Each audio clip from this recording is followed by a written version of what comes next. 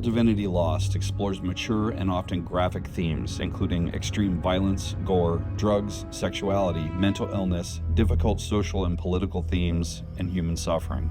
Some viewers, okay, a whole lot of viewers may find this content disturbing. Since we're not able to honor an X card on pre-recorded content, viewer discretion is strongly advised. We have a ton of content on our channel for those with less extreme tastes, so if this kind of horror isn't for you, please browse our other games.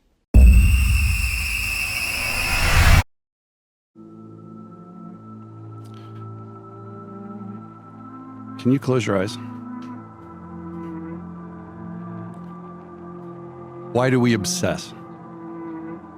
The question crawls across the mind like a maggot through marrow, burrowing deeper with each turn.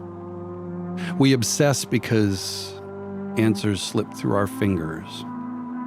We obsess because truth is a wound that won't clot. Every glimpse behind the curtain reveals a greater mystery, a greater horror. And still, we stare, we dissect, we linger in the rot, convinced we can name the disease. But you see, obsession is the disease. And you, Dr. Lionel Hurst, are its carrier. You sit alone, holding your cell phone in your hand, the caller on the other end having just hung up. You know me, but I don't know you. But he does know you, Dr. Hurst. And though you are alone in this room, it's as if he's here with you. Tell me, with your hand still holding that cell phone, where does the camera find Dr. Hurst? Where are you?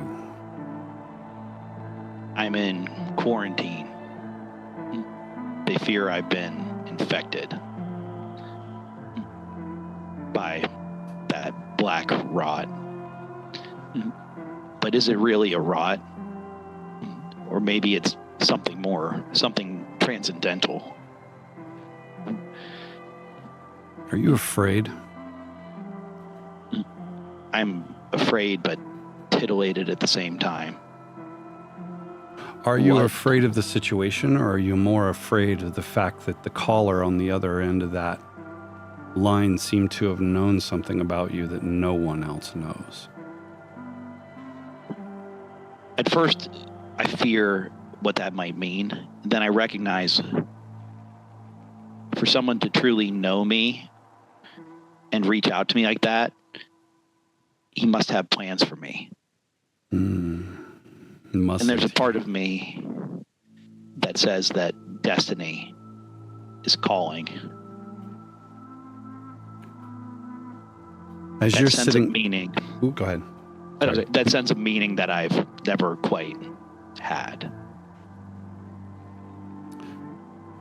The sense of meaning that you've struggled to find in all of the perversions and all of the misdeeds that you've committed, all the acts of atrocity, at least in the eyes of the normal man.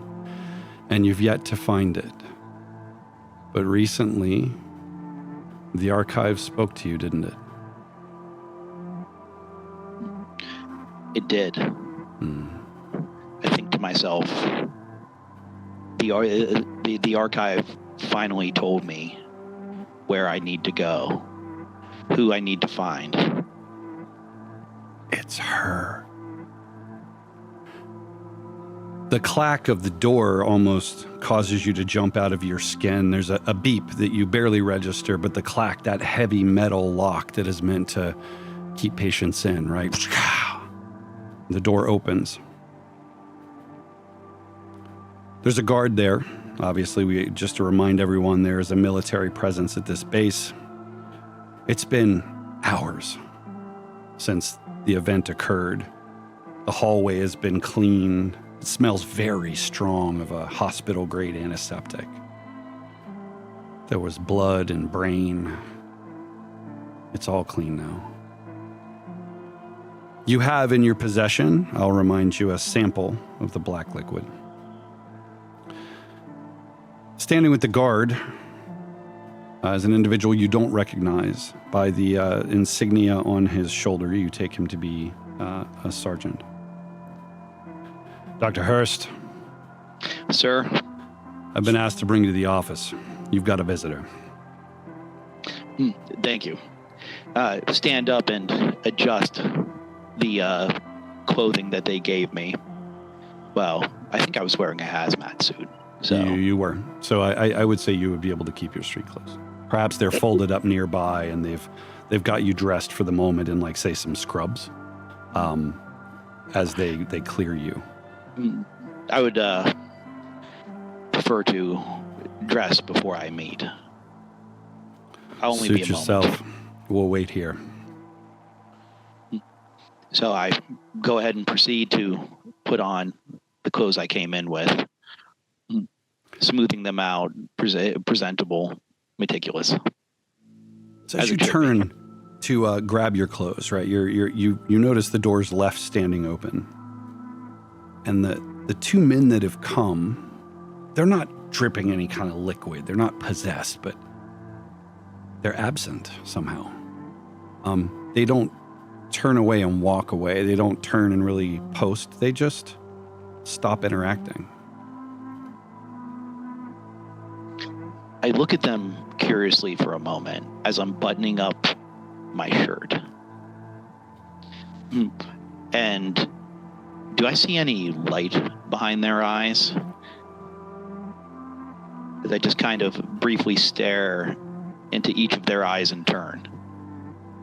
So the sergeant is the only one that's looking at an angle that you could do that with. The other guy has turned and he's kind of looking out the window, out the hallway window. Yeah, but there's a withdrawal there. Almost like a nonverbal person of, sort of on the spectrum to that degree or something. There's an absence there. Doesn't have the same spark that you would get from a nonverbal autistic person so much as just he's shut down for the moment. He's on pause. As I put on my coat, I say to the sergeant, Sergeant, are you okay? Are you regulated? I'm quite fine. Stressful night. Looks like we're about to get to the bottom of this mess, though. So there's that. But my apologies for the loss of one of your people. I'm sure it's difficult for you. Certainly would have rather him see go facing a more clear enemy, but he was protecting an American and other patients. So, makes sense. Of course. Well, we should be away then. And I slip my phone into my suit pocket and walk up. Yeah. You slip your phone in, you go walking, leaving the hospital closed behind. Again, the hallways are now clean. You're walking along and everything seems more or less in order. Again, it's under lockdown. They're probably starting to kind of decide what they want to do here, right, after the event is now over and well handled. You walk into the office where you once sat with Agent Cole. There's no one in there just now. Sergeant opens the door. You wait here. I'll go get him. Appreciated, Sergeant. Give me an observe the situation. We gotta roll dice sometime. And I love, Brent, that you're rolling dice yourself this time. This makes me feel happy. Oh, yes. Okay, cool. So you look around in the office. Papers, as you would expect. There's some patient charts stacked up. There's a medical journal there. You'll recall that Dr. Carney was super stressed out. So there's like there's like some MRE style food containers around that the military was probably serving. You're not there for long. And the door opens. The sergeant opens it as if he's ushering someone in. It's a man in a suit. Gray hair. Older, probably approaching, say, mid to late 60s. He's wearing sunglasses. The thing that strikes you is his shoes. They're muddy. It's weird. Suit's really nice, but around the pant leg and the shoes themselves are muddy. He comes in. He turns. I'll come. Okay. No, go ahead. I'll be like, oh, I see. Were you outdoors before coming here? He smiles. You see the corner of his eyes, like he's got the nice crow's feet. He turns and nods. The sergeant turns. He doesn't say anything. Just kind of walks away. Again, absent. The door shuts. He comes and sits across from you. He crosses his leg as older men do sometimes. How they do that, I don't know. But you know, that nice tight cross.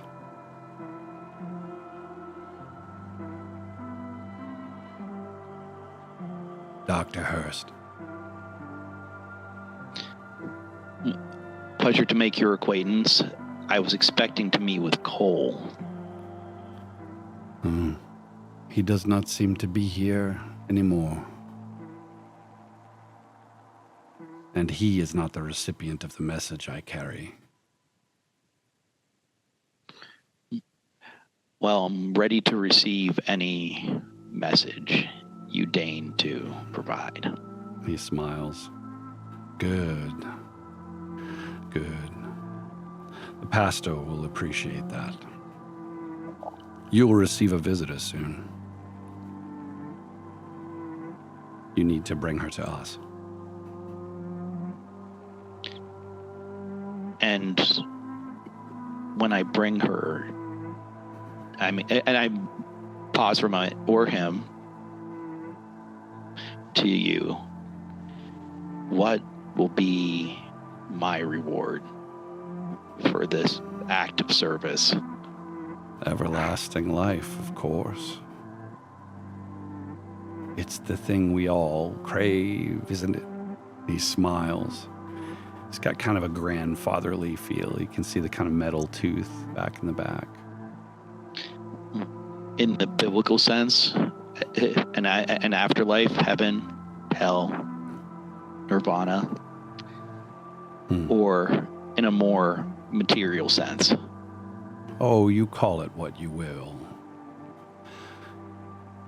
Heaven on earth. And he pulls his glasses down, and he has two very empty eye sockets. Not nicely healed ones post-op, right? Because that happens sometimes, that nice kind of slick, leathery, pinkish skin that causes, but dark, moist cavities. So I close my eyes and rub my temple, remembering the tumor that's eating away at my sanity. And I open my eyes again. Still completely vacant. No. His normal eyes allow you to see how bushy his eyebrows are, and the sunglasses in his hand are the kind of sunglasses that every old man likes to wear out, right? He's looking at you quizzically. If we have an accord, there is further business I must attend to here to make sure that your errand is without friction. He smiles. Do I even have a choice in the matter? Everyone has choices, boy. You've made many. Some that if I were a God-fearing man, and believe you I am, I'd say would land you a spot in the darkest pits of hell. pastor has different thoughts. I was releasing the beauty within them. It's caged animals, really. Call it what you will. Your perversions are none of my business. They say, lest you wish to be judged, and believe me, I don't wish to be judged. So what's it gonna be? He's looking at his watch. You can fix me. Fix you? Son, what's wrong with you? You're beautiful. Just the way you are. You notice his voice has changed a bit. The inflection, the accent, the tone. It's younger, more powerful. Like the pastor? Like the phone call. Similar, yeah. Shall I attend to my business? Dr. Hurst. Just tell me what you need me to do, and I'll do it. I want you to come with me. Let me show you something. He gets up. You notice his dirty shoes, right? He walks out across the hall. Do you follow, I should ask? I'm diminished as I kind of fall in line behind him, almost a little bit slumped. Yeah. Defeated. But I follow. Goes down the hall and around the corner. There's a door that says security. The two soldiers, he just walks right between the two of them. The private, or whatever his rank is, kind of glances at you as you walk past. So he's not like a statue or anything overly dramatic, but he's just doesn't care. He opens the door and you see a table there. There's a security guard, more traditionally dressed, white uniform. His hat's on the table there. His cell phone next to him. Candy Crush is open. There's a row of monitors, and there is a loudspeaker microphone there. Please, Dr. Hurst, sit down. I take a seat. Watch closely. Now you watch these monitors and you see people milling about. You see the critically ill. You see the depressed. You see the guards out on the lawn. Some military types putting things in their vehicles, getting ready to leave. You notice that the security guard that should be questioning your presence in this room just doesn't seem to care. He picks up the microphone. And he closes his eyes and cocks his head back. His mouth barely moves as a different voice, a more defined, very much the pastor voice comes out. These people are obstacles laid out before us. They stand. Sorry, no demon voice. They stand as walls built of fear and ignorance, barricades against the truth beyond the lie. Their faith is brittle, tested only by comfort, never by fire. As his sermon continues, the security guard next to you, right next to you, Hurst, grabs a pair of scissors from the cup holder on the desk and begins to jab himself in the larynx until blood flows all over the desk. On each one of these screens, people take similar actions, slowly but surely falling over in various states of self-harm. When the light burns too bright, they shrink back into shadow, clutching at their idols of safety. But faith is not found in safety. Faith is the sharpened edge, the step taken into darkness without promise of return. Break the walls, remove the obstacles. Only then does the path open. And he turns to you. and only then does the voice of the true God echo. And he slumps to the ground, unmoving. I just whisper, "Beautiful." It's so beautiful. And big smile as I go over and check him for a pulse, but I already know he's dead. God really does exist.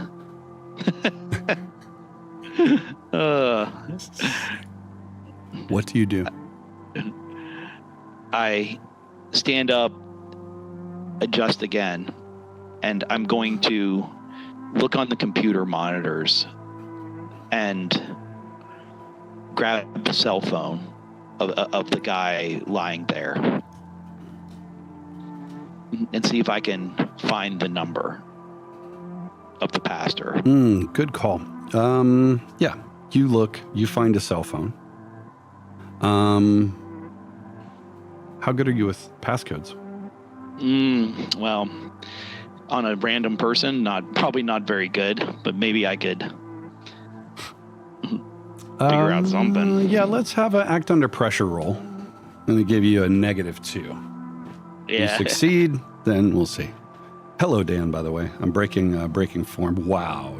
Is that a -2, but you still, yeah, okay. Yeah. So yeah, you what is it? Dr. Hurst, what is that passcode? 616. Nice, 616. So you open the phone. It is a typical old person's phone. Picture of grandkids as the wallpaper. Can't help but notice the texts. What's this? Oh, there's one from Sugar. Must be a nickname. There's a heart next to it. Wow, there's lots of different forms of, honey, are you coming home? Honey, I'm starting to get worried. Are you lost again? More. I'm calling the cops. That was 2 months ago. It was never him in the first place. You called it, Andy. I'll take that. But we're not going to let him know that, are we?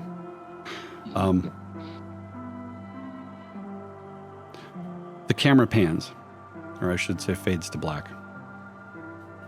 What is the song that we hear as the camera starts to fade in, Carter, Quinton?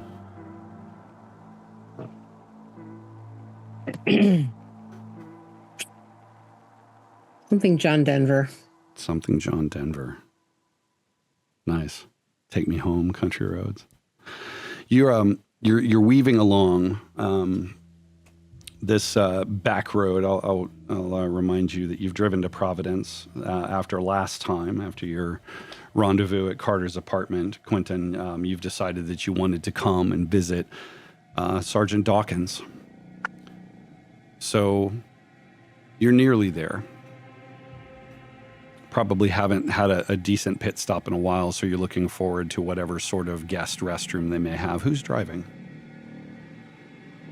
Oh, we're taking Carter's car because, the Sebastian has to be cleaned out. Right. Yep. Yeah. Yep.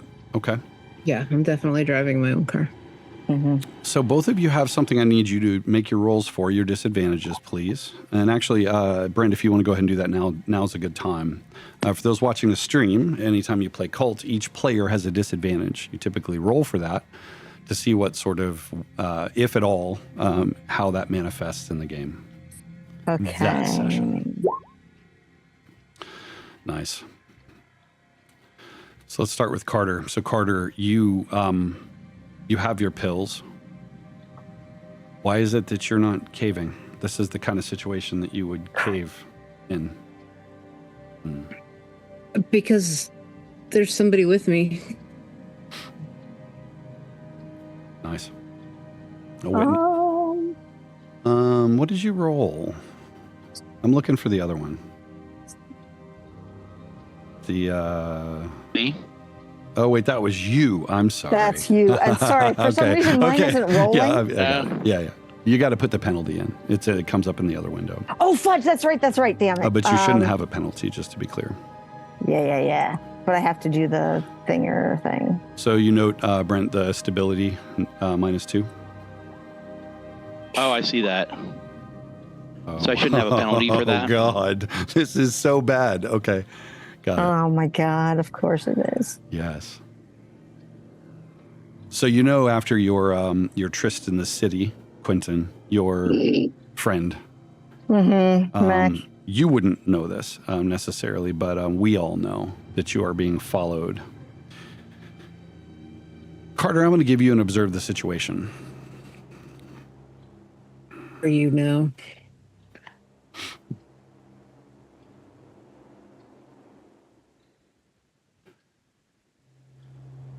No. Okay. Got it.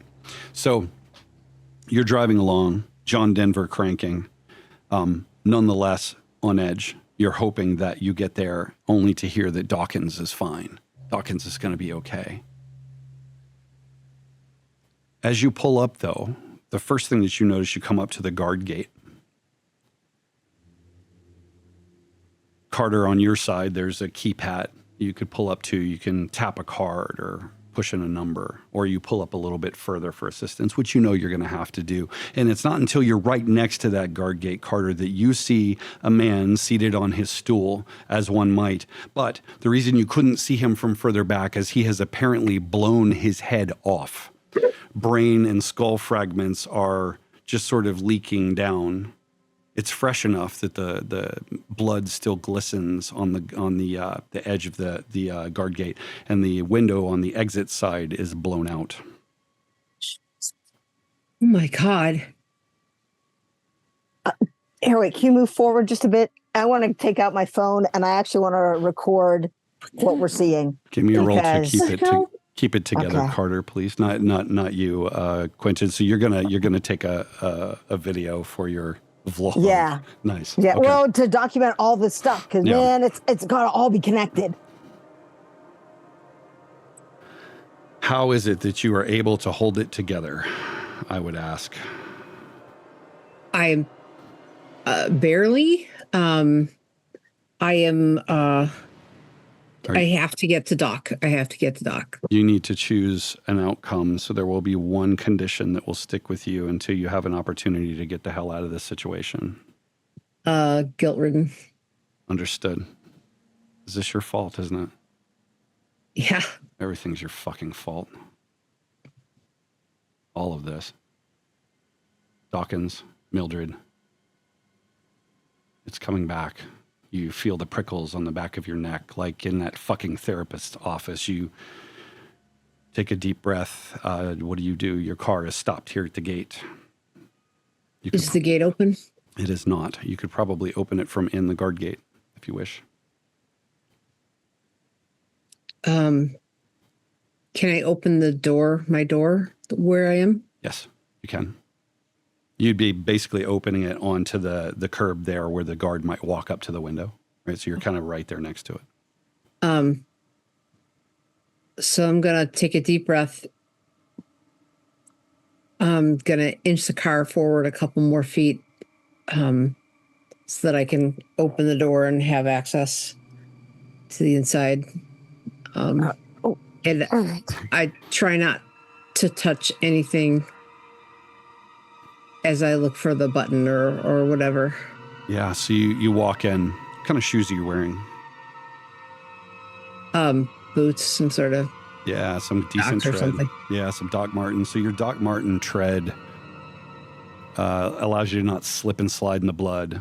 You can see the imprints, right? 'Cause there's blood everywhere, and the little bits of brain are kind of spongy and whatnot. But yeah, you do in fact find the control. How do you go about flipping that control? Any special way, or you just flip it as quickly as you can?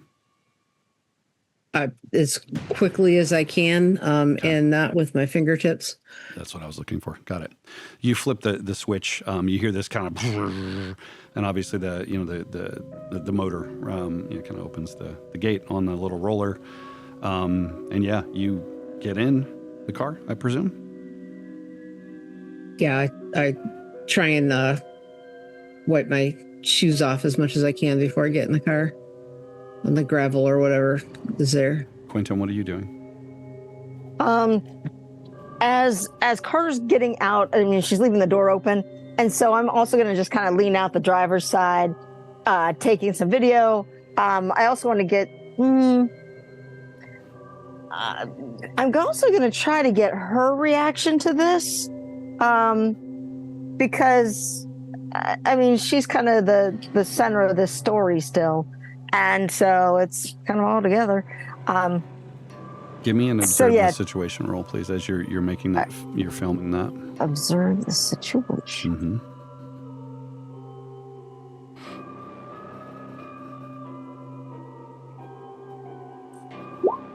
Oh, shit.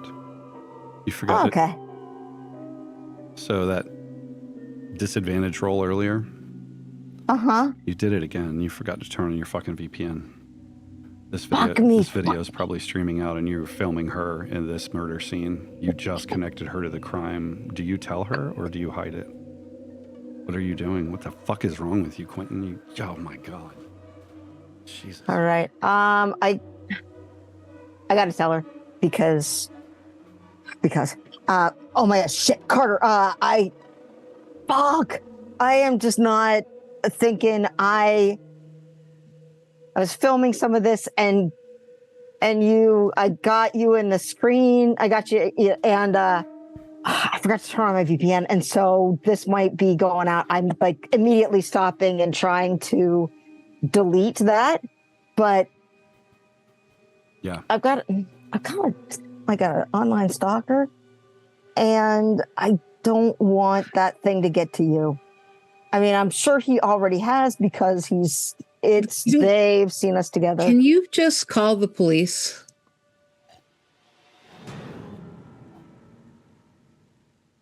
I will. I want to talk to Doc about it first.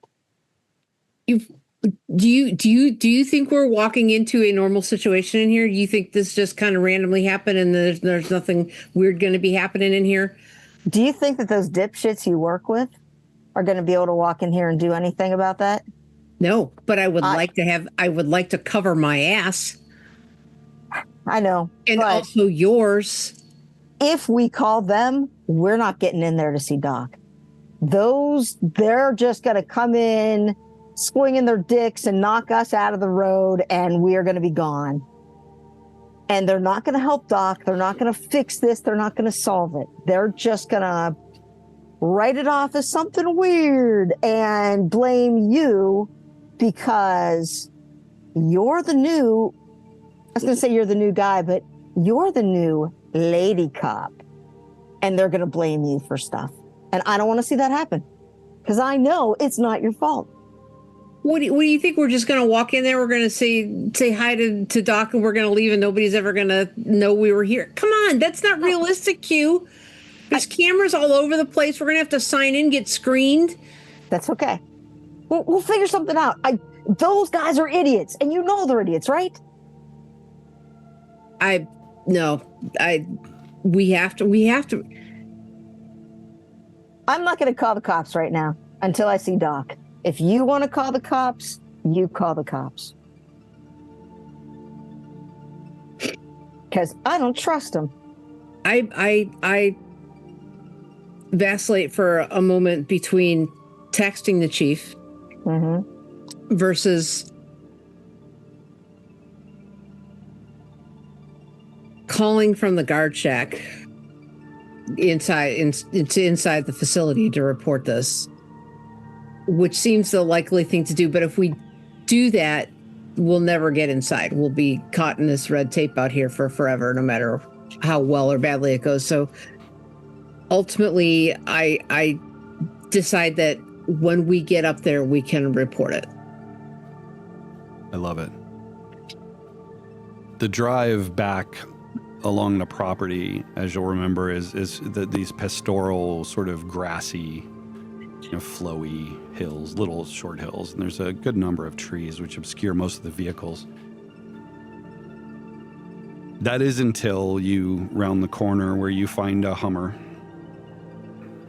It seems as if it might have been trying to leave, but it has sort of just driven off and is sitting up against a tree. You can see what would appear to be the form of a soldier there. No helmet on, nothing like that. Slumped forward over the steering wheel. Oh my God, what is going on here? What the hell is military doing here? Isn't this like a state-run hospital? Right? Something like that? I don't know, but what happened to him? Do you want to check? Not really. Then let's not. Because if we don't check, we don't know. And if we don't know, we can't answer questions. What are we walking into? Is the car still moving as you're talking? You're kind of cruising along the little drive. Kind of cruising along, yeah. Slow down to Rubberneck, but I'm not stopping. What are we walking into here? Well, do you think it can be worse than that apartment? I'm assuming there's somebody dead in that car. So 2 dead bodies so far.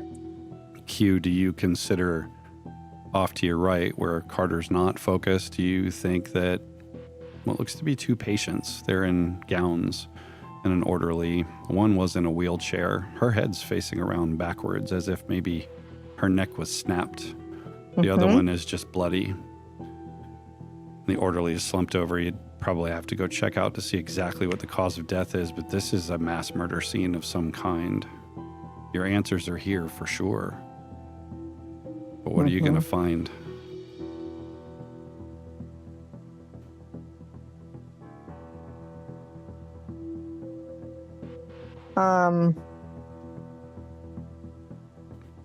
How far are they away? I mean, am I able to, with my phone, like zoom in and you could, get absolutely. any of them? To discern cause of death? Yeah, or at least, yeah. Not beyond the one that's sitting in the wheelchair, no.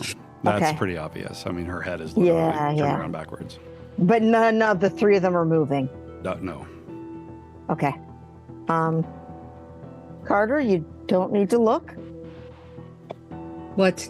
But we've off to our right, off to our, I don't know, 3 o'clock. I don't know that bullshit.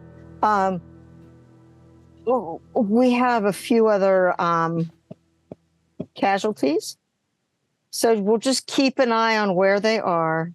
We'll assess the situation, and then that way we can be thorough when we contact authorities. I think that's a really good idea. Don't you think so, Carl? Are you still recording? Yes, because, but I also want to make sure that I've got the VPN and blah, blah, blah. Because I feel like this is a dire situation. It needs to be documented. And so I'm taking care of that so that you don't have to. You can focus on the situation, and I'll just make sure that we have evidence of it so that we can give someone. I have a death grip on the steering wheel. You arrive in the parking lot. There are no fewer than 10 bodies here or there. Their causes of death are much more ambiguous. They're just lying down, unmoving. No blood anywhere? No, not that you can see. Not easily discernible from a moving car, right? They're kind of, as you approach the parking lot, which sort of yawns out to the right, like there's like staff cars and other people's cars or whatever. There's a couple of military vehicles there. All in all, Q, you'd figure probably somewhere around 30, 40 soldiers could have been here based on the activity. You have not seen one living soul. You pull up in the patient drop-off area. It's a nice little loop. There's a plaque on the wall, which it's a dedication of the building of the hospital, which is Butler Hospital. What do I know about the facility? Late afternoon for those asking. Yeah, so you would know it is in fact, there's a sizable mental health ward there. Yeah, it's one of the few kind of this is where please don't history check me, Andy, you bastard. It's one of the few of the old school sort of sanitariums that didn't close. It got modernized. It's got a great reputation, actually. Not anymore. Would there? Hi, Nico. Would it be normal to have a like military presence at a place like this, Carter? Do you know? No. I mean, this isn't even like for the criminally insane, this facility. This is not Arkham Asylum. This is, I don't, we've got to get to Doc. I need to make sure he's okay. Yeah.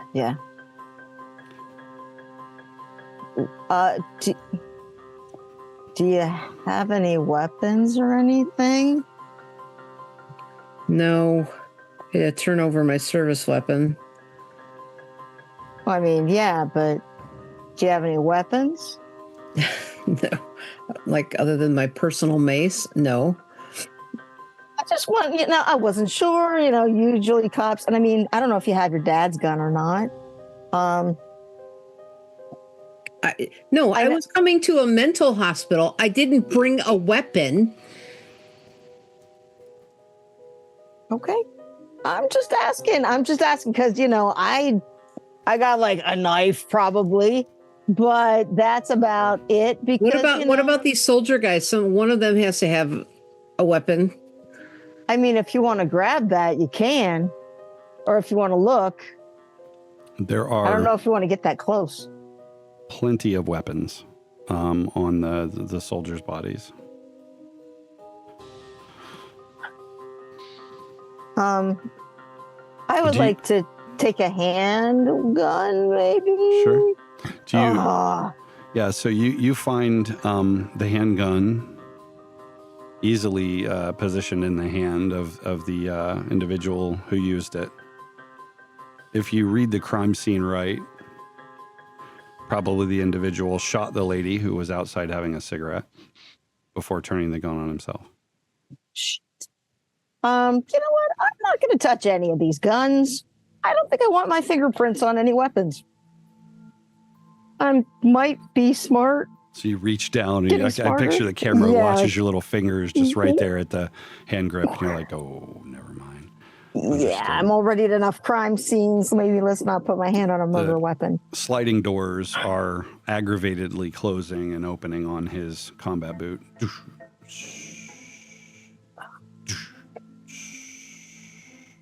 This is like a horror movie. Yeah, it is. All right.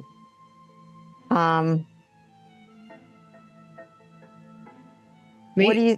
I'm sorry, go ahead. It looks like these people have all used their weapons. Maybe we don't want to be armed. Yeah, I don't think I want to... I don't want to touch any of these weapons. I've got my fingerprints in enough places. I'm sure that we can... And it looks like that didn't do them any good, so maybe if we go in weaponless, we can't turn on each other? Not that I'm going to turn on you, but, I don't think these guys willingly chose this course of action, so... These people are all like, these are patients and employees and soldiers and guards that they're not related. That doesn't look like they're connected. This is not like an organized movement, you know? And Carter, you have that unique capability of crime scene investigation. I won't make you roll, but just being so educated, there is no one actor here. It is a mixture of murder and self-harm, and it's a variety of people. There's a woman in the waiting room. She might have been there to find a guest. She has asphyxiated herself with her purse strap. God. All right, seriously, this looks like that crazy stuff in the video that Max showed me, that I showed you. That family that freaked out and killed their kids. it has that same feel, right? I guess the same. It makes no sense. Crazy. Sudden. Yeah. So we pan over, if I may, to Dr. Hurst. Mm-hmm. As you're watching these video monitors in their beautiful color, some have fairly close-up views of some horrible things that have happened. You're there just reveling in it. When, by God, she walks through the door. She walks through the front door, stepping over a dead army guy, National Guard guy, whatever it was, and walking right in. You see her looking obviously distraught with the scene in the waiting room, the 2 or 3 people that are deceased there. She's with someone. You don't recognize that someone. Consider my next move, and I realize what I have to do. What is it? So I'm going to bend down. I'm going to take a handgun, just the sidearm, off of the soldier. Well, if there is a weapon in the camera room, which there may not have been actually. Yeah, I think the security guard is not armed with a weapon for everyone's safety. He has a taser, like a personal sort of taser and a baton, a flashlight. Sorry, a big flashlight. I'll take the taser and the flashlight. Okay. What I'm gonna do is I untuck my shirt, I muss up my hair, I then take the scissors and I stab the guy who stabbed himself. And I stab and stab and stab until there's a lot of blood on my arm. Then I take the blood and put it all over my shirt. Nice. So you reach down and you've got a pretty much the scissors are buried almost all the way up to the handle in his neck. You pull it out, you start stabbing more, and yeah, you just make a mess. Rub it all over your shirt. What color is your shirt? My shirt is gray. Oh, nice. Well, like not anymore. Like a light gray. Yes. Yeah. So it's like dark maroon kind of color. You can smell the iron of the blood. Hey, let's talk about that roll you made for me earlier. I have a dilemma for you. It sounds like you're supposed to give her to him. She's yours. You might have gotten yourself into a bit of a conflict of interests here, Dr. Hurst. I initially consider we could both win. Maybe we want her. Maybe we want her for the same reason. Maybe he wants her. What if not? What if he wants to? What if he wants to fuck her, Lionel? No. What if? What if he wants to wash her just like you do? Just the kind of way that you do, with the same soap. That can't be allowed. Well, I mean, you agreed to it. What the fuck are you supposed to do now? You're holding the scissors. And then what? You gonna wind up like Mildred? How are you gonna make him suck your dick if you wind up like Mildred, Lionel? No. I just take a deep breath and try to bring myself back to center. Yeah. And I'm just like, the only way out is through. I have to see this through, regardless. And I pick myself up and I go out into the hallway and I start yelling, "Help! Help! Is anyone here? Is anyone still alive?" There's a muffled sound. You hear this. Obviously, you can make out the words. Q and Carter, a distressed older man's voice, shrill, right, with true panic. It's down the hall, maybe on the left. You're not sure. What do you do? I was going to look at Carter and see how she's going to react. Can I make an observe the situation roll? You absolutely may. Ooh. Can I do that too?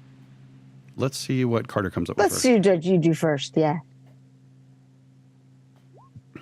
Oh, so I'm way too upset. yeah. So yeah, you are absolutely upset. Give me what might Q notice about what you were frantically looking around? Were you being very focused on what you were trying to observe? What were you doing? We'll see if he gets a roll. I was really like listening for the direction of the screams and seeing if I could ascertain where it's coming from. Like, can I tell from here where the location is? Is there any carnage between here and there? Yeah. So yes, in fact there is. And I think that's what you're distracted by. And Q, I'm going to say, yeah, you can go ahead and make a roll as well. The direction of the scream is pretty clear. There's a double door, which from where you are, you're not sure why, but it's kind of propped open, right? And there's a hallway there, which leads back into the, okay, so you may Success with ask, complications, yeah. yeah, so you may ask one question with a success like that about this situation.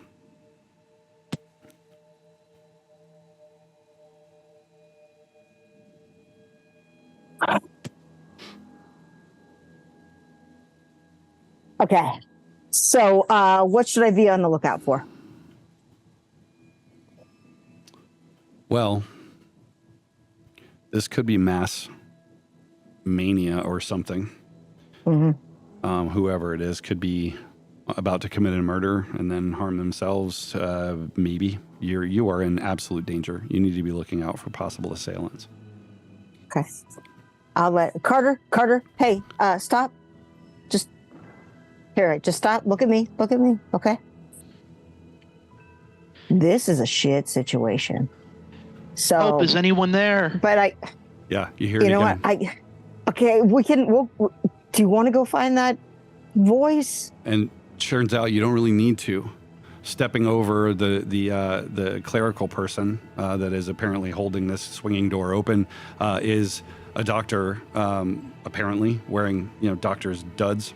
Tell them what they see, please, Brent. So you see this older man, maybe mid-50s, pushing 60, gray hair, glasses, hair askew, covered in blood, is shaking hand holding a pair of scissors that are covered in gore. His entire arm up to like here is also covered in gore. He seems to be kind of like supporting himself on the wall as he stumbles forward. Just like I didn't want to. Hey, buddy, why don't you drop the scissors? Drop the scissors. I look at my hand for a moment and I just drop them on the ground. I'm like, I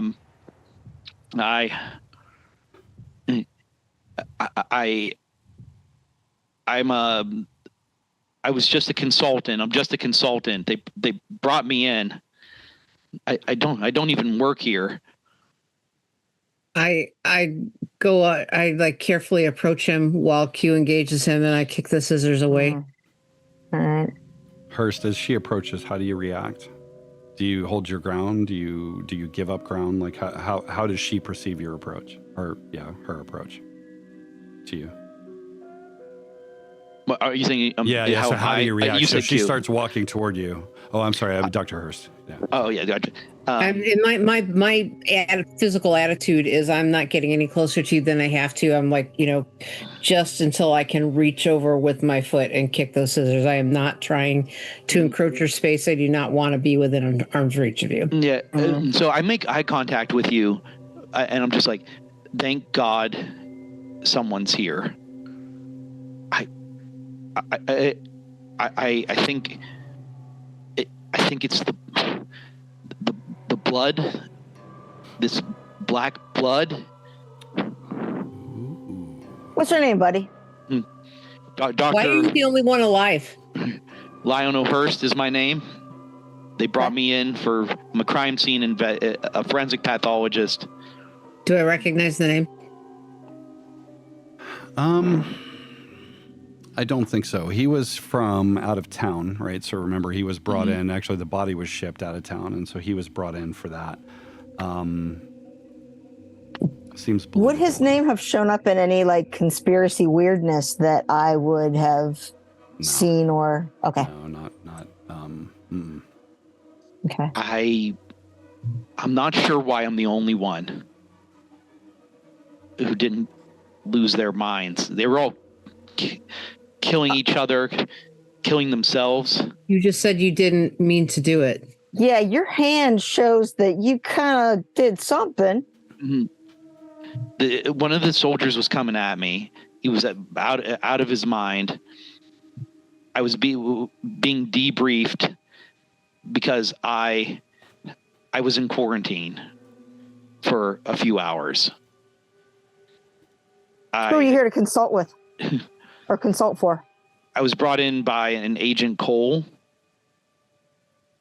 You familiar?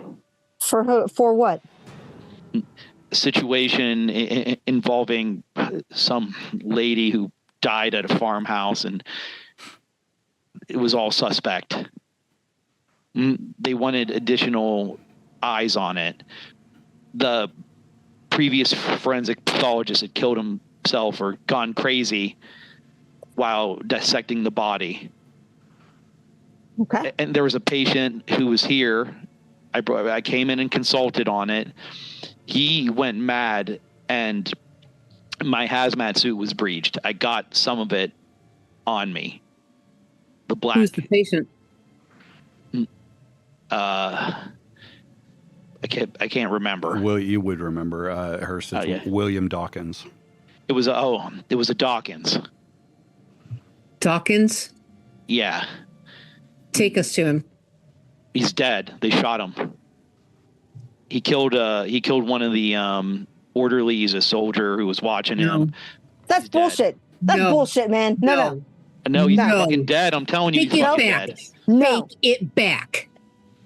No way. What is this Dawkins to you? What does it matter? Who are you anyway? For real? I'm exactly who I said I am. They brought Do you me have in as ID? a consultant. I actually pull out like my credentials. Yeah, you have your full credentials, county coroner from across county line. Absolutely. Yep. I'm sort of an expert in matters like these, and I've consulted before. I want to take a look at Carter and make sure that she is okay, because this is bullshit, and I don't want to believe it, but also I could believe it, and so I need to see how she is doing. Can I use read a person? You can, yes, you absolutely can. And what am I rolling right about now? You're rolling keep it together with can a I add, with a -2. Do I add with the relationship? Because we have a plus. I have a +1 for her. I earned it last time. To try to read her? Sure, think, anything you do to help her? Or okay, 11 success with complications. Okay, so let's deal with her first, because she would have been reacting to this news while you were still kind of trailing off in this conversation. So first of all, you're going to take, you have two choices. You can suffer emotional trauma, further emotional trauma, which is going to manifest itself in the form of a massive panic attack, -2 stability, or you can suffer life-changing trauma that is going to stick with you, in which case you have -4. I'm already at -1. I think we're going to do a panic attack at this time. Yeah. So no. And as Q turns to look and like, oh, I want to observe and see, you don't have to, because she has backed up and is now huddled in the chair in the waiting room, just kind of like, no, breathing as you would, right next to this fucking dead body, the lady in her purse strap. From the movement of her leg, no, slumps over into her lap, and she freaks straight the fuck out, knocking over the coffee table with the magazines and everything else. She is in panic mode. I immediately try to soothe her. You stop! You don't even go near her. Just stay right there, man. Just stay right there. Just stay right there. Freak out at him. I don't want anybody touching me. I'm gonna go over and I want to do the same thing that I did, like as we were talking, but like almost hands around, but not touching, and just like okay, Carter, come on. It's Q. It's okay. I'm here with you. We're here together. You don't even know what you're doing. Down. calm down. Why don't you just shut the fuck up, buddy? Because you don't know us. You don't know anything. Language. So, yeah, I do. I have language. I can say, fuck y'all all I want. You're good. Crude. Carter, it's okay. It's okay. It's okay. Carter, their voices fade. Yeah. He's not dead. Yeah, I'm just rocking, and I'm curled up. I have like slid between two chairs up against the wall now, and I've got my hands around my knees, and I'm rocking and screaming no as these memories of other losses have flooded in, and the reality, this reality that we've just walked by that I have pushed aside so that I can get to Dawkins also comes crashing down, and all of the memories, all of the images start to flood me all at once. And it's in that moment that you feel the hand on your shoulder. It's this reassuring hand attached, Dr. Lionel Hurst. Attached to, you're not really sure. There's a small structure in the woods. It's kind of back there a ways. The dock that you used to jump off and swim, right? You can see it from here. You can see the kids playing there too. You're not there. The hand squeezes as if to turn you around.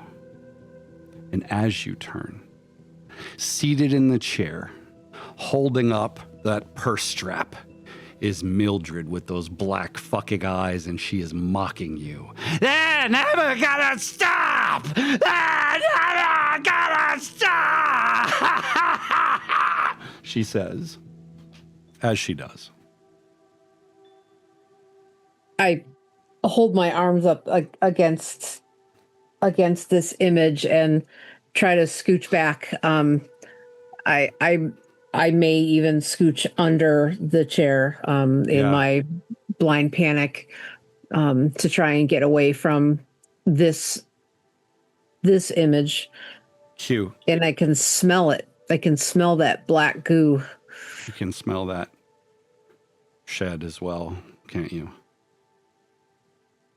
Q. What do? There's this hard commotion. Of course, the dead body slumps out of the chair at this point. She kind of knocks the table even further out of the way and is just somewhere else. I'm going to try to just to follow her, stay with her as she goes under those chairs. I'm going to be on the outside of it, but also like lying down on the floor, trying to mirror what she's doing having proximity without actually touching her, and just talking as gently as I can. Hurst, I will give you an influence other roll if you want to try to interject, but you're going to have to take a -2 because Q is going to resist you, I'm sure. I, of course, can't quite resist, and I do try to touch Carter at a bare minimum on the shoulder, believing that I'm being reassuring. Yeah. Because I'm like, this is exactly how I can help her understand that I'm important. Yeah. Give me that influence other roll. Influence other. The bloody hand. Oh, yeah. Maybe left hand if I have the mindset for it. Mm-hmm. Let's see if you succeed. We'll see, because maybe you don't. There it is. Oh, this is bad. How'd you do? I'm taking a -2, right? You said? Yeah, you are. Mm-hmm. Yeah. Nice. Oh, Jesus. Okay. So, Q. So this doctor, with a practiced hand, reaches out, and even despite your protests, he pauses patiently and locks eyes with you. And it just kind of, it really reassures you. He really is a doctor. I mean, you see those credentials. He's not lying. He's in a fucking hospital. Why, you have no reason not to believe in. And Carter, somehow, just exactly the pressure that he puts, it's as if something pushes that other hand away. It's going to be okay. We're going to get through this together. So I know you don't know me. The first few words, "it's going to be okay," are Mildred's voice. You're still looking at her snarling face, and then it sort of melts away. And there's Hurst. This stranger, we're going to get through it together. Your vision starting to return as you are able to finally take breath. What does the camera see as it looks at Carter? Shrinking away from the hand that even though it is somebody else's hand, that hand still is setting me off. And I can still smell that taste in my mouth, and I can still see her eyes when I look at him. And even though I see him, I can still see her, and I still see Ethan, and I still like shrink away from him. Don't touch me. Don't touch me. I said, "Don't touch me," and I kick out at him. Sorry, what were you gonna say? No, I was just asking for how do you respond? When she initially pulls away, you see, Carter, that there's a look of like actual like hurt, and it immediately masks. It's like, of course, we're not familiar. I just hate to see you suffering like this. So I stand up and put my hands up and back away. It's like, I'm glad you're back with us, Miss. It's Officer Sullivan. Mm-hmm. Officer Sullivan. Mm-hmm. Now, I would ask to see your credentials, seeing as how I volunteered a great deal of information about myself. How do I know you're not all in on this? And how did you survive? And I look very pointedly at Quinton. Mm-hmm.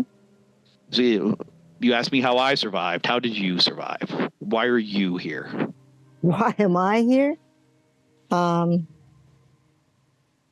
here because I want to solve this, to figure out what's going on and to fix it. How did I survive? Boyish charm and a sack full of semen.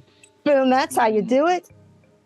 You're not law enforcement. You're far too rough for that, for sure. Not exactly the type anybody would be bringing into the fold, I imagine. Oh, so you don't like it rough. Okay. All right, buddy. We got you there. No, I'm here as how about an independent investigator? Brought in as a consultant, just like you. I see. You're a hack. Perfect. Seriously, Carter, you okay? You okay? And honestly, all of this bravado is just to distract Hurst from paying attention to Carter as much as I can, because she does not, I feel like she doesn't need to be seen like this yet. And so, we are just here. We're here. We are coming to visit our friend. We have to... I apologize for my harsh words, whoever you are. You can just call me Q. Obviously, we need to get to the bottom of this. I need to see him. I imagine they took him to the morgue. He's in a terrible state. So am I. Mm-hmm. If that's the case, then, and you really want to see, I'll take you there.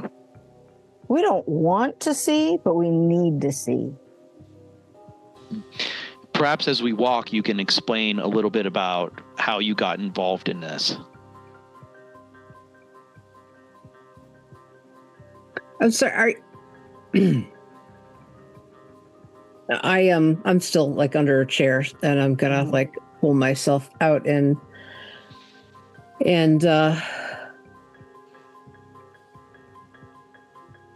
sit behind it for a second, kind of lean my head against the cool metal of the frame. Hey, So you're a consultant. Why would you know where the morgue is? Oh, I've worked in hospitals before. It's not hard to find the morgue in a hospital. It's always in the same place. I don't trust you. Well, trust is earned, not necessarily given. You've done very little to get much trust from me thus far, but we're not asking you to trust us. You approached us.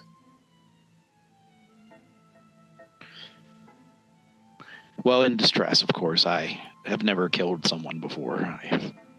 I'm very disturbed by the experience myself. Thought you said you didn't do anything. I had to. He came at me.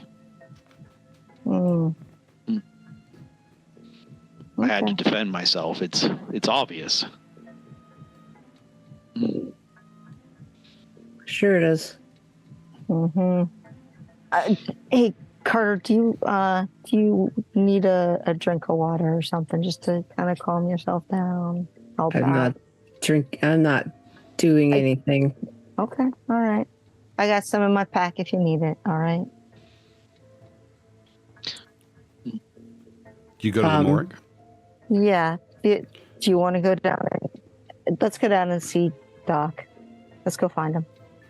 Give me a Carter as you're suspicious without penalty. Give me a let me put the rolls back on here. Give me a read a person. Read a person. I was going to say. Yep. Yeah. So. I'm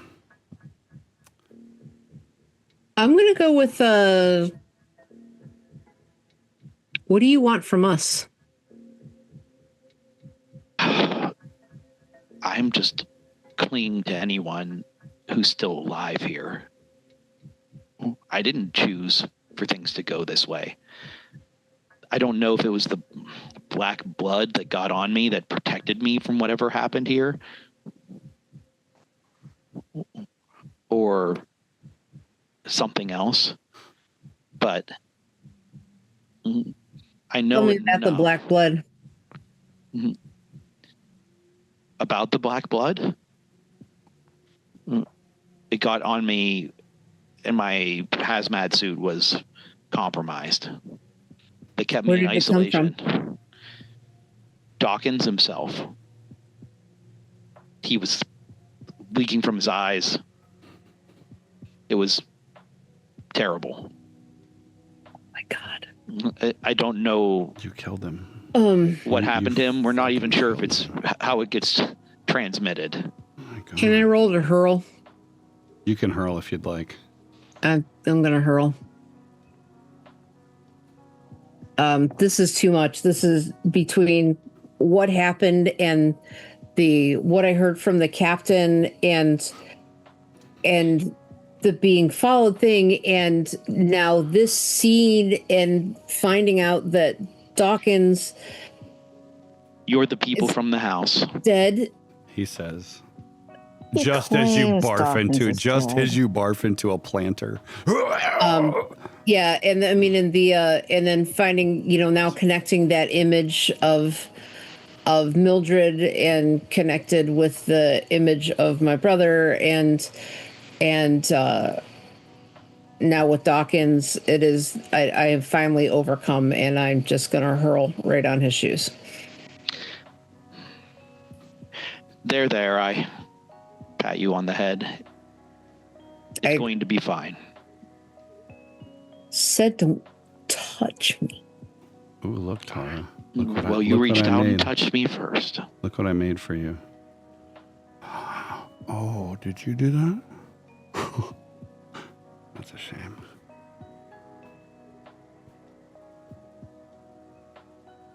Once Carter is okay-ish, like even after you're throwing up, I'm going to be standing kind of like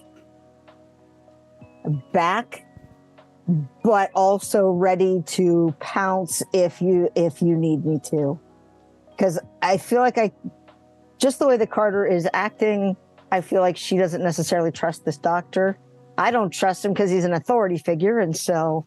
Of course not. Yeah. But I don't want to, I don't feel now that she's out of her panic attack, I know I don't feel like I have to protect Carter because she can take care of herself. For sure. But police training and whatnot. I'm here. Yeah. Yeah. So you're walking through the halls. The one thing that you would notice is that Hurst does have to stop every now and again and just, it's clear that he's verifying his way. And so you make your way, of course, down. Mm-hmm. It's always down, right? Into the area that you would know. Oh, yep, this is a morgue. There's a variety of things down this way, but massive, temperature change as you go in. It's very cold. There are drawers. The unfortunate fact, the morgue attendant, the person who was obviously working some time ago, has used a very long needle, probably something for, cleaning out fluids or stomach contents or something, and is basically taken that right through the eye. Self-inflicted wound slumped over a table. Let me cover him up. You do. Thanks. Mm-hmm. Officer, would you like my coat? It's cold in here. No. I've still got my dad's hoodie on. I see. I want you to not touch. You're covered in blood, and I don't know you. Don't touch me. Of course not. Of course not. You keep trying to touch me. Stop it. Consent, man. Oh, yes, I'm well versed. She'll stop resisting soon enough. It's okay.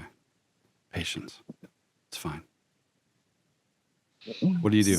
There are drawers. Are they marked at all? Although no. I don't think they would have, because in the chaos. Yeah, they have numbers, and there's actually barcode, like a 2D barcode that can be scanned to sort of accession, log that the body was put in there. Okay. You would have no idea which one. There are 12 drawers. Is there a computer in here somewhere? I just reach over and methodically start opening the drawers. Yeah. So as you do that, I want to try to hack this and get into a computer and see what they've said about it. So give me for that one, Q. Hacker? Yeah. Officer. Or access to the dark net. Yeah, we'll use that. Let's just give me an act under pressure, if you would. All right. Officer, was it true that Mildred was already dead when you encountered her? I read the case file. It seemed like she'd been dead for a long time. Yes. You need a badge. You're not getting in here. Okay. But allegedly she came back to life? I don't know what happened. Dawkins checked for a pulse. We didn't find one. She opens the first drawer. It's a young lady. Badly emaciated. Hurst, drugs. Filthy teeth. Really just a mess. Lesions on the face. Nice, and she's been in deep freeze a while. Man, she'd be cold. You think to yourself. Sometimes cold's pretty good. Second drawer is empty. Carter, what you're not prepared for is the third drawer. It's heavier than the last two. And you recognize his weird ankle. He had this weird ankle, and you would see it at pool parties and barbecues. You open it, and there he is. It's him. It's kind of bluing. Your heart starts to pick up. Hands are sweating. Where are the gunshot wounds? They said they shot him. Where are the wounds? You don't see them on his legs. You pull back the you pull back the sheet. Did you find him? You may not want to do that. What's left of his skull I want to come over. is in a specimen bag there with him, next to him. His skull contents were pretty much eviscerated. Some of them remain. His eye, ironically, is kind of looking up at the wound as if to say, ugh, sort of thing. His jaw slack. Black crust all over his mouth. Not thinking about anything, I slump over onto somewhere between his chest and his belly, and just start weeping. He cries with you. You feel it. Help.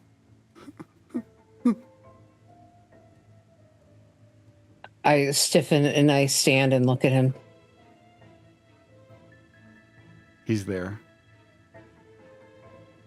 Not looking back at you. No black eyes, just very grisly repose. Hurst? What are you doing? The dead can speak if you listen. What is he telling you, officer? How does he know? Is this real?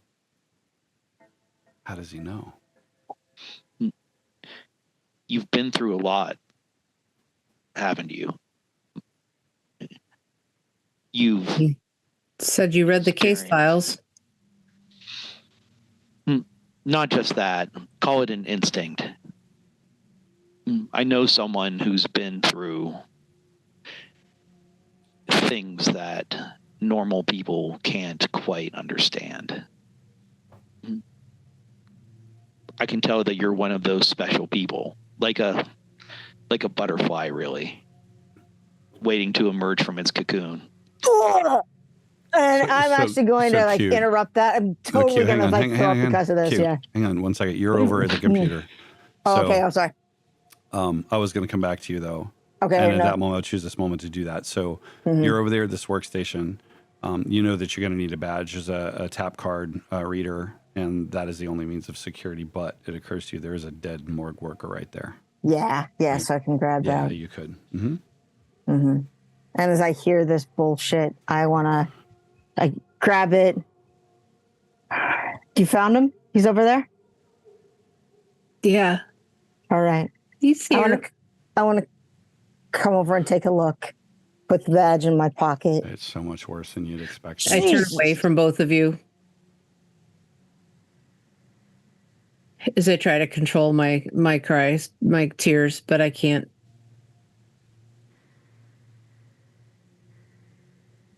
Phone comes out, taking some images. You hear the of the iPhone taking its picture. You're a real piece of work, aren't you? What do you mean? I'm documenting this, man. I want to figure out what happened to him. Documenting it for who? For the jury when they subpoena you?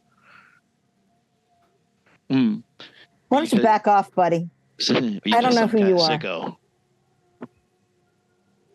Yes, I love taking stuff like this. I could just jerk off to it all the time. Oh my God, look down there. He's even got his own lubricant. Is that what you want me to say? So Carter, they're standing on opposite sides of his body, saying these things over his Shut the desecrated fuck up, flesh. man. I don't know why you Who's do on that. Who's on the same side as me? When she's obviously grieving. Q's on the other side was over at the computer workstation. How far is Hurst from me? Within elbow distance if you needed to, or otherwise you could reach. How far are you standing from me, Lionel? I think I'm standing across from Q, basically just going into how he's taking advantage of the dead. Yeah, so I'm like mid-sentence. I was like, when you do things like that, you're taking advantage of the dead. How far are you from me? A couple steps.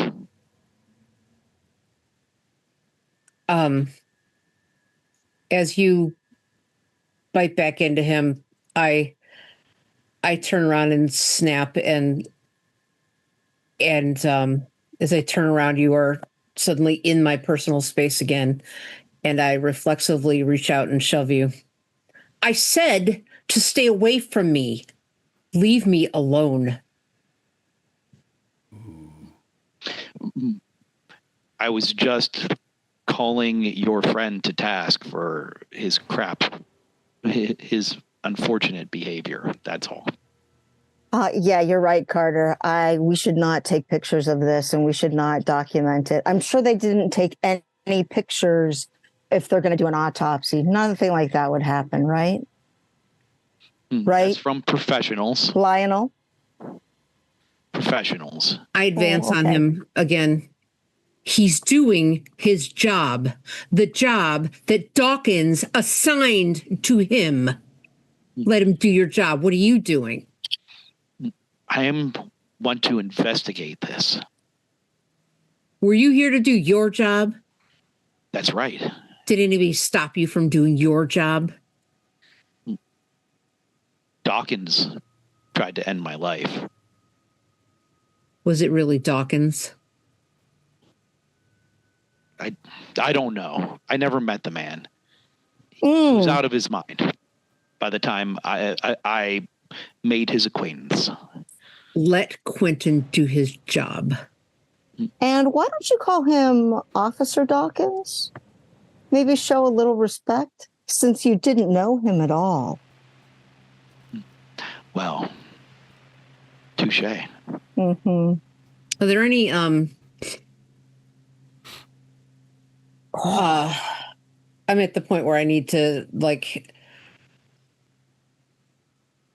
make a shift mentally back to task oriented action, and I need to separate myself from this grisly scene and this weird fucker over here who keeps trying to touch me and is the only living person in this whole fucking place.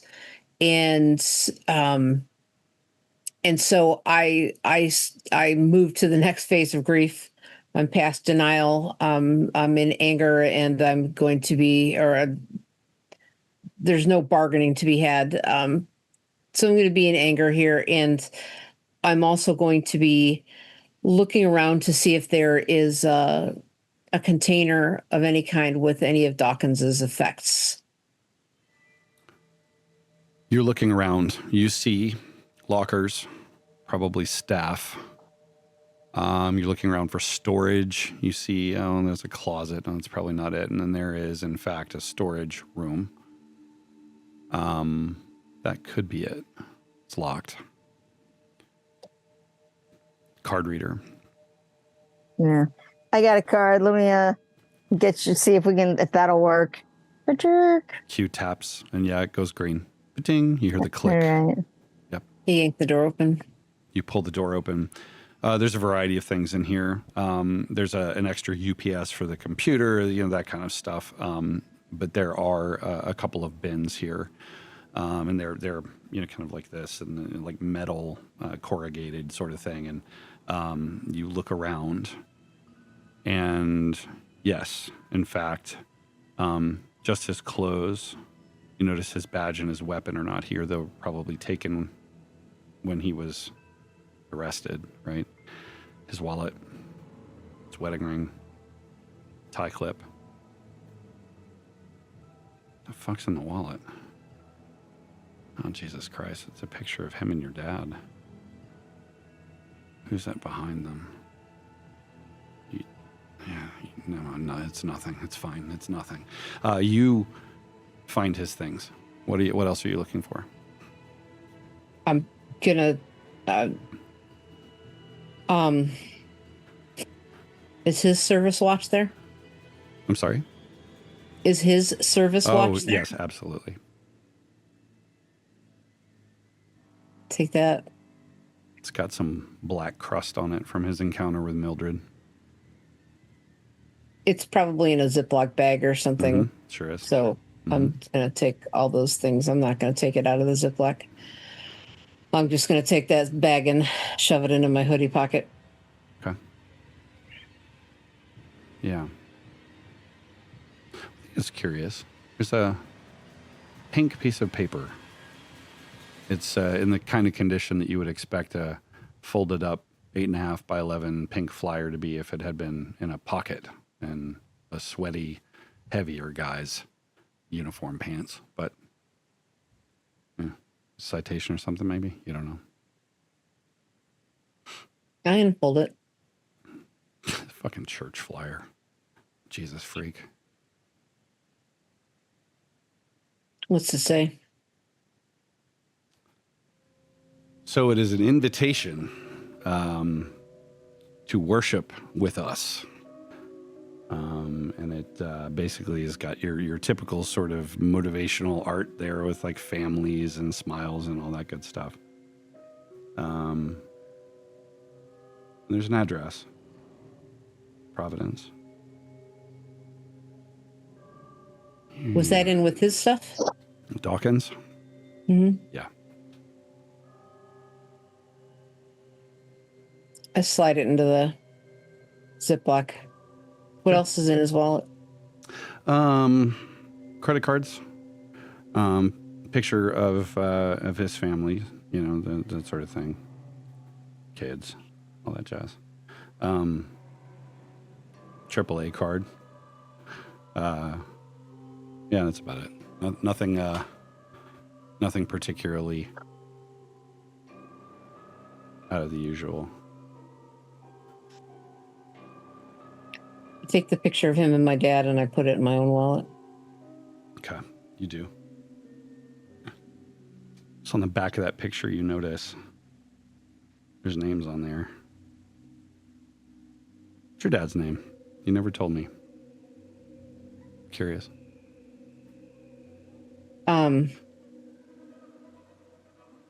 His last name was Sullivan. Oh, They called him Sully, so they would have put Sully on there. Yeah, so it says Sully, Bill, and Gabe. There's a razor blade's edge to the name Gabe for some reason there, Carter. Weird.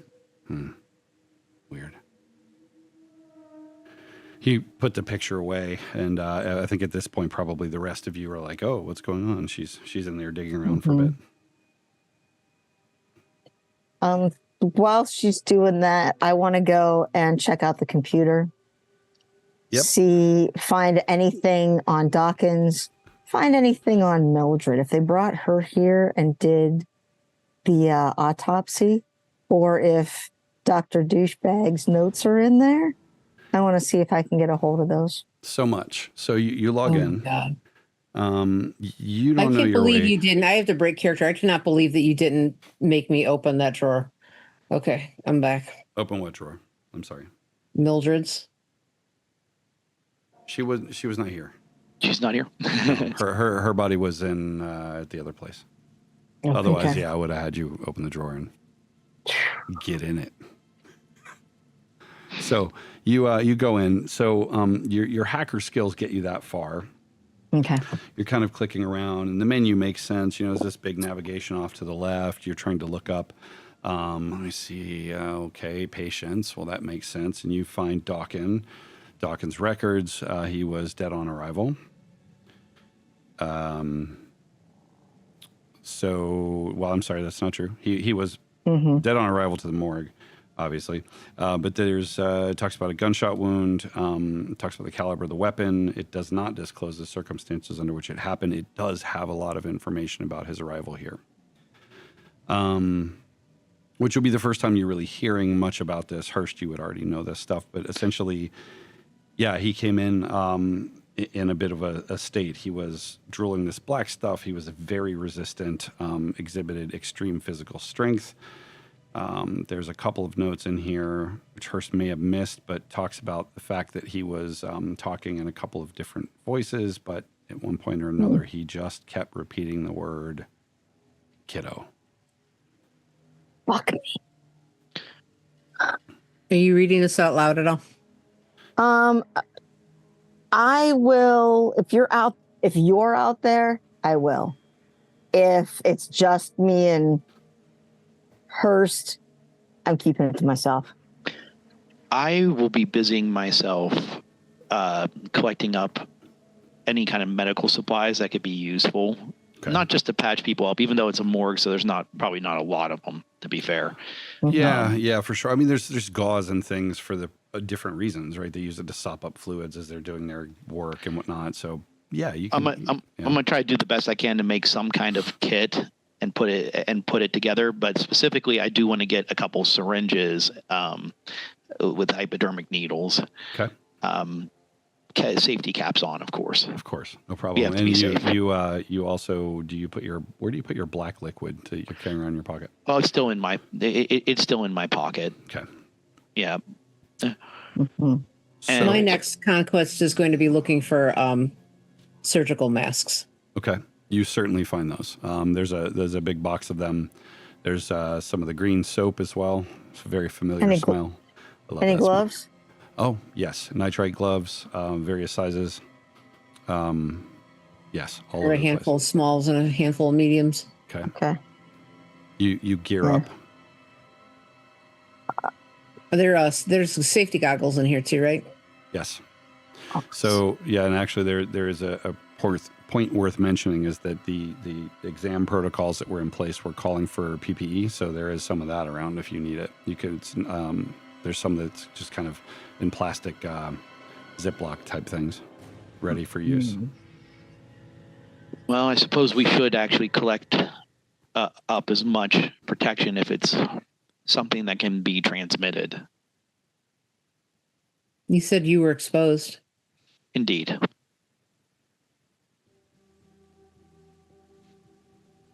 If you were possessed, how are you not possessed now? I was never possessed. I'm saying some of it got on my skin and they quarantined me for safety, but it didn't get onto any of my mucous membrane. So I'm assuming it may be through some kind of other transmission, if it is something that's transmissible. But I'm putting on a mask and the safety goggles. Q, can you tell from these records how long between the incident at the apartment and how many hours elapsed between that and the time that Dawkins went crazy? I can definitely do that. I also, and come on over and take a look at this. And I'll point out the time, because of course the time will probably be there. Mm-hmm. But I'm also going to point out the kiddo thing. Mm-hmm. Like I of course immediately take a look too. Yeah. You're just like, who? You would. I glare you over my shoulder. If you recall, Hurst, you were aware of this kiddo thing, and that was shared with you by Dr. Carney. Yeah. So. Yeah. But I'm not going to mention the significance of it because Carter and I know, and so just like a kiddo. Does that have any meaning? Give me a reader person, Hurst, please. Mm-hmm. Mm-hmm. Mm-hmm. Oh, come on now. There we go. Mm-hmm.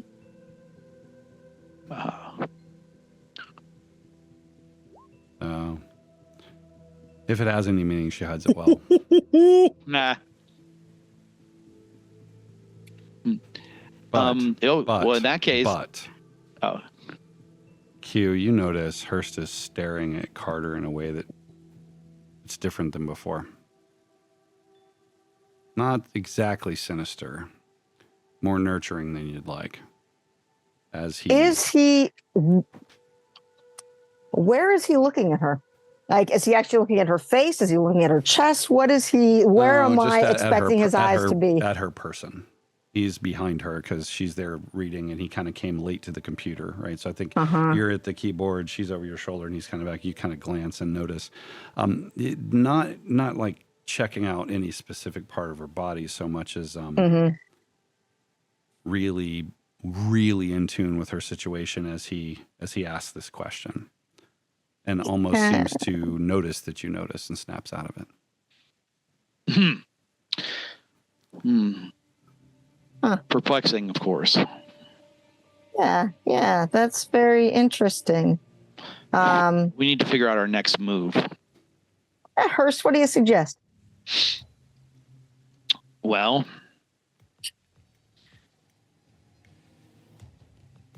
we should try to find out if Mildred came into contact with anything leading up to all of this. If we find the original point of contact, then we'd be in a good position to call the CDC, perhaps even the National Guard, if we had to. Who were the military that were here? Out of character. Who were they? Was I ever told? No. I was. I'll be honest with you. I was not even informed what branch of the military they were. Okay. But I was just curious because 30 or 40 military guys are all dead out there, so I wasn't sure what military branch you wanted to bring in and to save us. Well, there's always more soldiers. Oh, okay. Something's been bothering me as I watch this exchange between the two of them. Wasn't his name on the autopsy report? Mildred's autopsy report? On Mildred's? Yeah. Yeah. Jason, I can't hear you. Oh, sorry. Yeah, that's absolutely right. You did the autopsy report. On Mildred, correct. I told you as much. You said that, but it just I didn't put two and two. You said I killed her. Your autopsy findings were that I killed her. It was a taser death. Well, we were there. We know that's not true. Let's just say at the time before I encountered all of this messiness, an anomalous autopsy report would have been unfortunate. How so? What language are you speaking right now? What does that mean? For your police department, it would have been unfortunate. So you'd rather have a lie go in there? It was a provisional report. You would rather have an innocent person convicted of murder. Provisional. You probably would have been put on administrative leave. Hey, yeah, you're just provisionally a murderer, right? How did you have access to that report? It sounds like you're doing illegal things. It was shared with me at my suspension hearing. Through official channels. Well, you have to understand that there's a political aspect to this.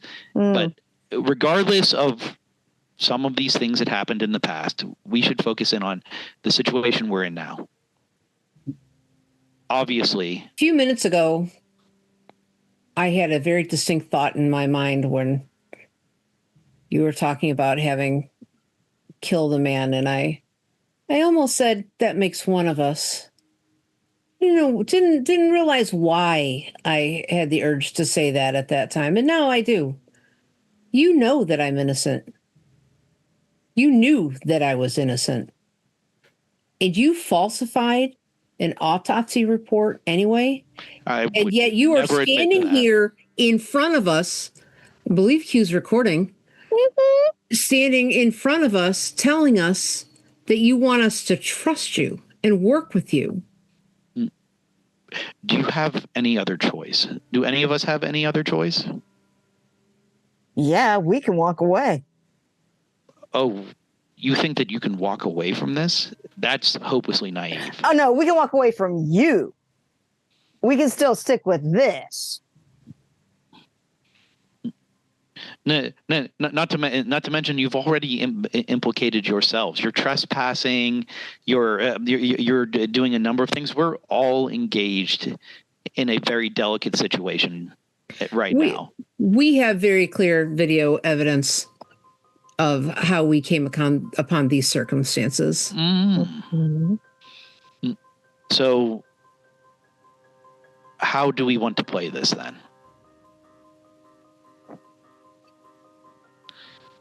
Because of the with you in plain sight at all times. That's what I'm saying. Is we stick together.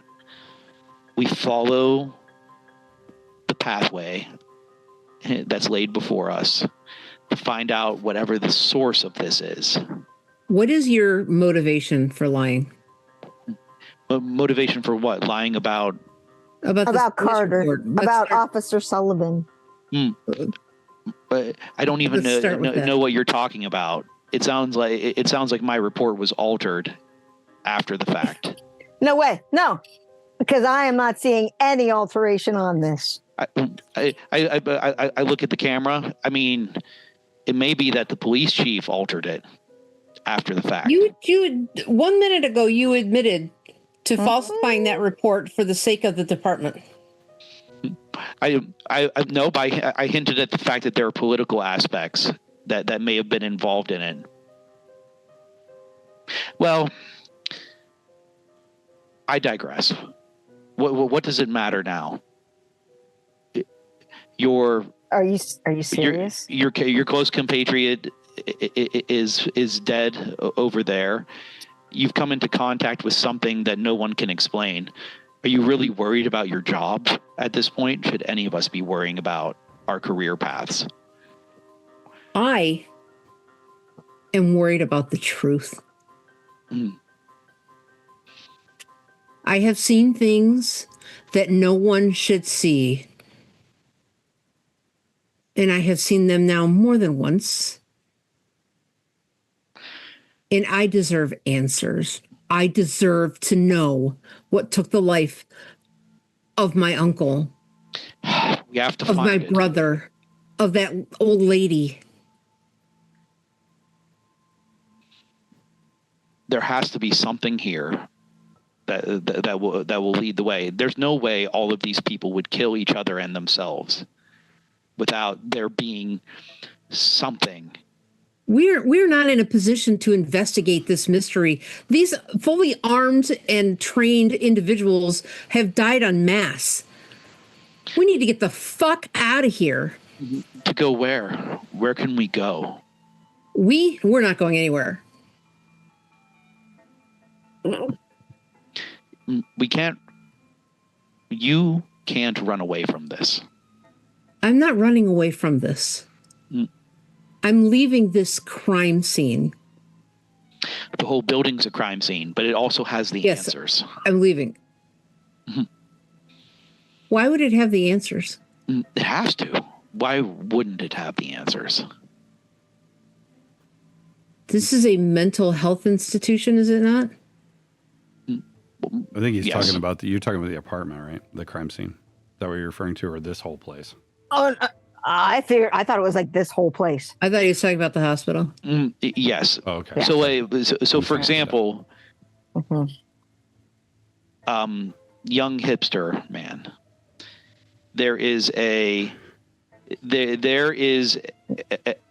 I was brought into an office by someone who was just called the sergeant. He has a computer. I have his cell phone. If we play our cards right, and you have some technological skill, we may be able to figure out a little bit more about this conspiracy, who these military people are, how much do they know? Is that a reasonable way of approaching this? Oh, you know what? Or are you too? What do you people call it? Butthurt to be able to oh my God, man! Put things aside. Our old creepy douchebag thinks that what if you butthurt about stuff? Hey man, I will be happy. Yeah, I think it's a great idea to take a look at that computer. I'll take the phone. Thank you for cooperating with us. I'll take that phone right now, sir. It's like, let's start with the computer. I'll give you the phone once we're up there. How about a little transparency? Is that unreasonable? No, how about some all. names? I told you my name. My name's Q. Q for what? Q. Cumber. Q. Deformed. I don't know. Just Q. Just Sounds Q. like that's where I am. Q quintessential. Yes. That's fine with me. It doesn't matter. Q's my name, man. Mm. And you've met. I am. Yeah, you've met Officer Sullivan. Sure, Officer Sullivan. Perfect. So let's go take a look at that computer and see if we can track some things down. And I'm a professional investigator myself. So You're a private detective in addition to being a pathologist. Forensic pathologist. I also very keenly understand crime scenes. So. Oh my gosh, we're like Charlie's Angels. I want to do read a person. Oh God. You're going to do who, what? Read a person? Read a person. I am legitimately very good at crime scenes. 2 questions. 2 questions.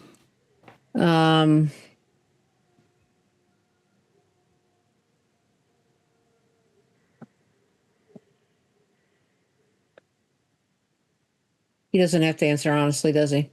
Don't ask him what you wish he wishes you would do. Don't ask that. It's you can ask me or him. He does not have to answer you honestly per se. No. Do you? Nope. Certainly not in any great detail, but generally speaking, I'll answer you. Fucking rude.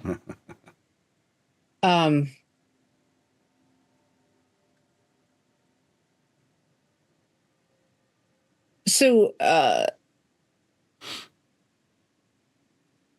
what are your real motivations here? To me, I want to I want to find out the truth all the way. What were your original motivations? Original motivations. When you became involved in this case and falsified a report that implicated me in Mildred's death? Not admitting that, but however, my original intent was to do the job correctly.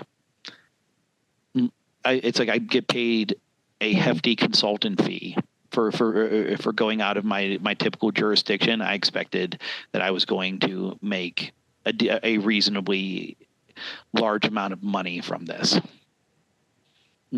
I was also expecting that it was not going to take more than a day or 2, but here we are. Then the curiosity became too tantalizing for me to abandon this investigation, and here we are. So why are you here? If your job was Mildred, what brought you here? I'm an expert investigator, so they brought me in specifically to meet with Dawkins and see if I could get more. That much is actually in the access logs. You find that correlating as you're overhearing their conversation. He's not lying. He was brought here as a consultant. Yeah. It was the files verify that. And it says something about he would be arriving in the company of a federal agent. I'll share that as well. His name is Agent Cole. It was my first time encountering him when I did the autopsy on Mildred. Where is he right now? I do not know. After my incident, he left, apparently.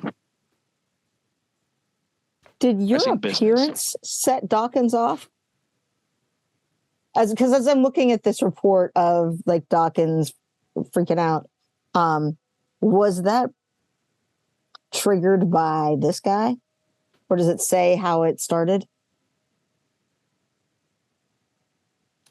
No, it was consistent from the time he arrived.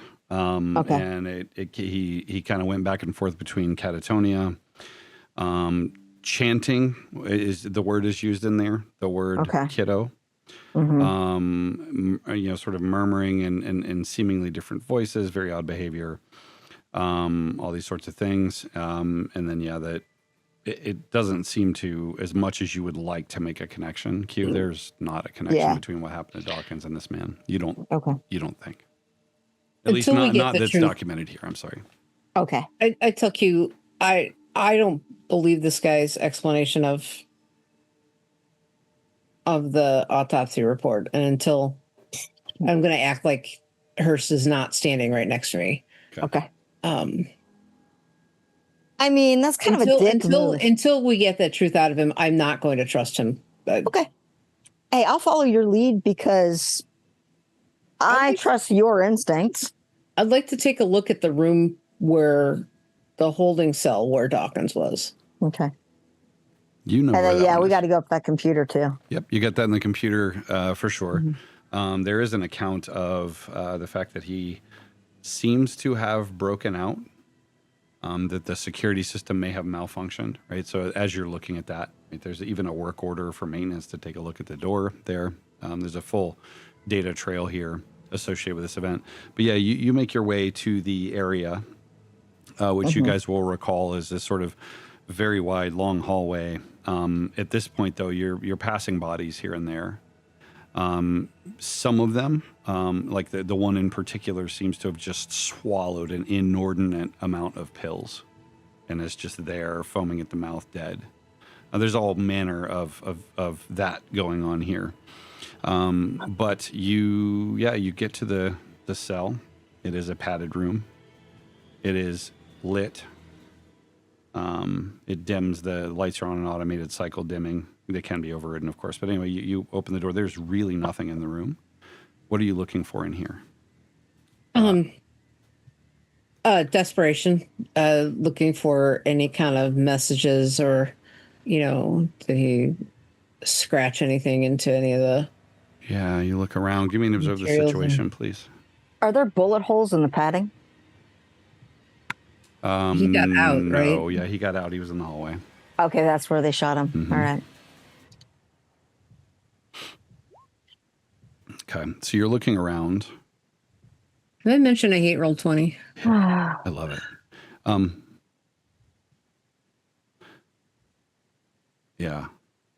So you're there looking around for something that might be scratched into the padding, and you're looking around, and you find, Carter, that you're in this cycle of looking around. Like you are first like, oh, okay, they're very analytical, and then you're looking around and you turn around and you do not see a door at all. And you turn and you scratch and you look around and you don't see a way out. Keep it together, please. Good job, Doc. Nice. Okay. So I'm thinking here you become just sort of, how do you react actually as you're looking around, you don't see a way out? Do you panic? Do you? Yeah, I think I'm going to be scared this time. Yeah. So you just start screaming. Hurst, what are you looking for?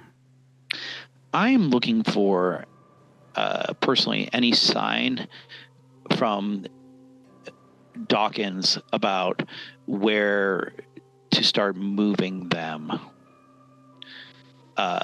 in order to get them one step closer to the pastor.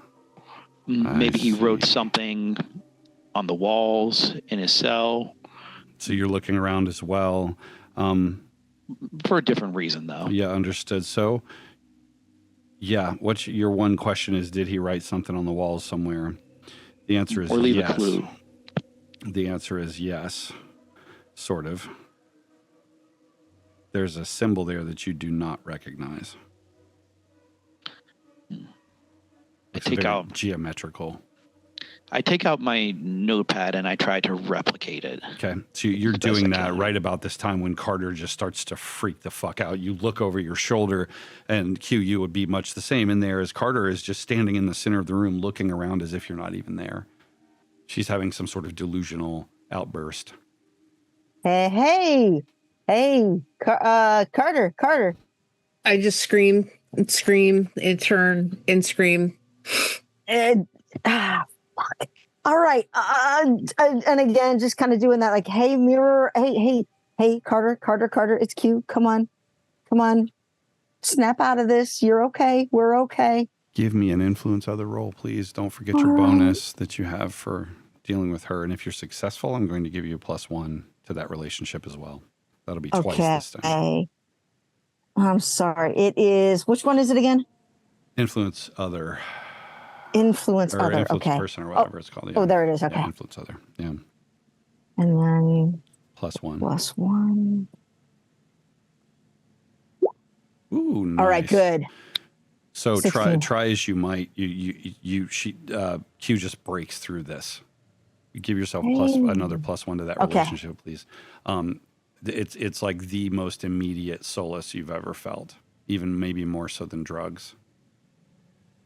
Over Q's shoulder, in a nightgown, standing in the open doorway of this room, you see a lithe form. You don't see the whole thing, right? The whole leering form, but you just see a lithe form walk away.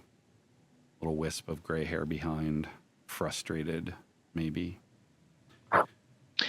Hurst. Just look at me. Hurst is gonna come like out of the cell. He has a notepad in hand. Mm-hmm. He's just like, Officer Sullivan. I don't want to be too presumptuous, but we are in a mental hospital. There may be some medications here that could help you with some of what you're going through. At least balance things out in some way. I'm a physician. I have basic knowledge of psychiatry, even so. He mentions medications, and I reach into my pocket. Okay, you do. What do they have you taking? They're there. Why don't you make a roll? See how long they stay there. I mean, I think I've made a decision, but sure, I'll roll. Well, if you're going to take them, you take them. You should absolutely take them. So you obviously need them. I have. Hey, man, you know what? This is a pretty stressful situation. I have these for sleeping, and these for staying awake. Well, I don't want to do either one right now. Why don't you take one for sleep so that you can clear your mind slightly? Ooh. I'll try an influence other. Oh, Carter, why don't you do what you want to do? You're going to be a -2. I'm calling that yeah. one. Yeah. Well, so it gets me to an 8. Yeah. I add it. An 8's like a. Here. Yeah, I'm looking. It should have the numbers on there. Hang on. It's a what is that? Influence others. Page 130. Hello. I have water if you want to take something. This book smells so good, by the way. It smells like. It doesn't smell like corpses or anything. It just smells like a really nice book. I swear. An 8. Yeah, that's going to be.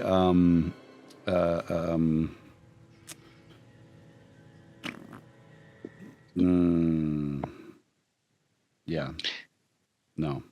And if you need, and if you want to sleep for a time, Q and I can continue while you get some rest. It might do you some good. You've been through a lot. Oh my God.